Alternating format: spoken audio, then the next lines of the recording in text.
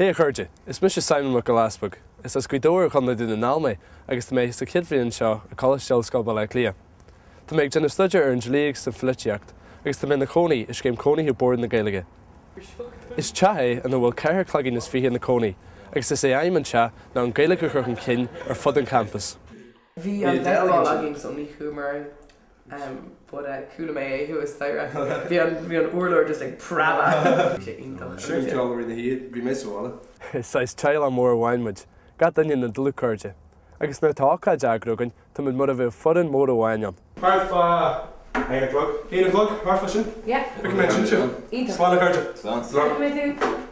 Ar gealgar Gaeilgeáí gríomh muid lig, réití mu go maiile heile. Is chuirde den Skymuid, agus muid gagrú na hacadí ar fud an campus. Tá daoine sa te ó chuileach chearan den siar. Tá chuid talent féin na gataine, agus gataine ag gena stuidir ar áhar éagsala. Mé féin go pásanta tá simagam sa flitiacht, go háirithe agus crusaí rathe. Is í an Gaeilge mi chead teanga, is í an Gaeilge lór mis a bháile, agus sílam go rud an teirhacht atá nar hanig mé amach a scuidóir. Tíh muid an Gaeltacht agus mé na hónaí den cid mór, tíh muid an Gaeltacht. Go mé éitir fáil ina mé mé an Gaeilge lórt an tamar fad, casal a bhís a bháile. Bhí mé páirte le tradseach an seo, agus do go dúir ceoltarí agus cantarí agus ga cinál earlis an seo sa te.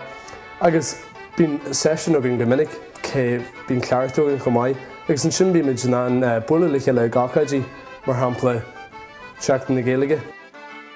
Is sais leir an den ceol agus den cultúr í céim cónaí Gaeilge an seo, agus bín an sport ar fád agan.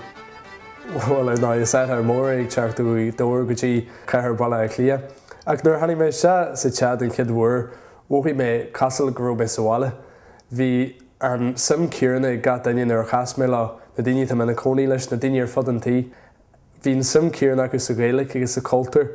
Daine tar an scáil inis agus iad ag smaoinú teach go thóscáil balla ag lia. Gan dát dearm lá chuir seair céim cónaithe bord na Gaeilge. Tá tú déanamh rudneart dat a hanga náisiúnta dat a hanga uthis, agus fiú man bhfuil agad a couple of facail, agus tú tíh muidan céim cónaí Gaeilge. Bín fáilte deid an seo a gcónaí.